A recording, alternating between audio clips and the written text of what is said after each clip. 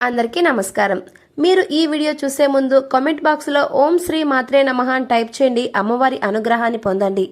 దుర్గాదేవి విజయానికి, కోరికల నెరవేర్పుకు, శత్రువులపై విజయానికి మరియు ఆరోగ్యానికి దేవత.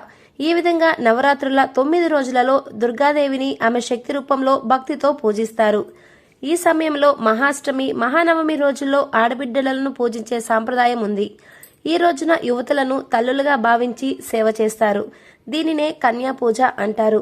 ఈ సందర్భంగా ఈ 6 వస్తువులు బహుమతిగా ఇవ్వడం చాలా మంచిది. కాబట్టి ఆ విషయాలేంటో ఇప్పుడు తెలుసుకుందాం.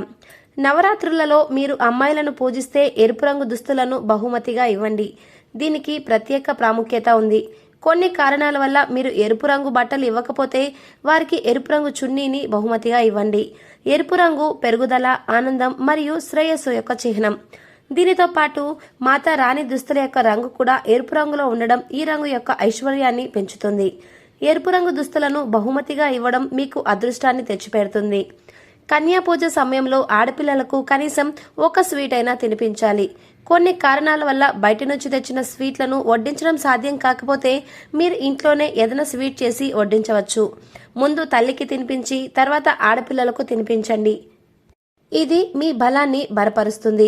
దీనితో మీరు దుర్గామాత యొక్క ప్రత్యేక అనుగ్రహాన్ని పొందుతారు. నవరాత్రులలో పండుగకు వచ్చే ఆడపిల్లలకు సీజనల్ ఫ్రూట్స్ ఇవ్వడం మర్చిపోవద్దు. నవరాత్రులలో ఆడపిల్లలకు పండ్లు ఇవ్వడం వలన మీ పుణ్యఫలాలు పెరుగుతాయి. కన్యా పూజలో అరటిపండు మరియు కొబ్బరికాయను సమర్పించవచ్చు.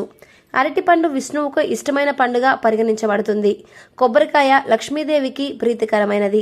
ఈ రెండింటిని దానం చేయడం ద్వారా మీరు సానుకూల ఫలితాలను పొందుతారు. నవరాత్రిలో కన్యా పూజ మరియు పండుగ తర్వాత మీరు చిన్న దేవతలకు అలంకార వస్తువులను బహుమతిగా ఇవ్వవచ్చు.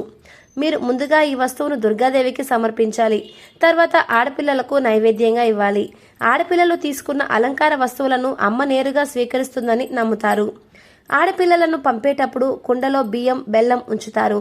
ఇలా చేయడం వల్ల ఇంట్లో ఐశ్వర్యానికి లోటు ఉండదు. నవరాత్రులలో అమ్మవారిని పూజించిన తర్వాత వీడ్కోలు పలికేటప్పుడు అమ్మాయిలకు కొంత బియ్యం మరియు జీలకర్రను బహుమతిగా ఇవ్వండి.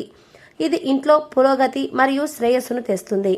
నవరాత్రులలో కన్యా పూజకు వచ్చే అమ్మాయిలకు వీడ్కోలు పలికేటప్పుడు కొన్ని రూపాయలు దక్షిణగా ఇవ్వండి.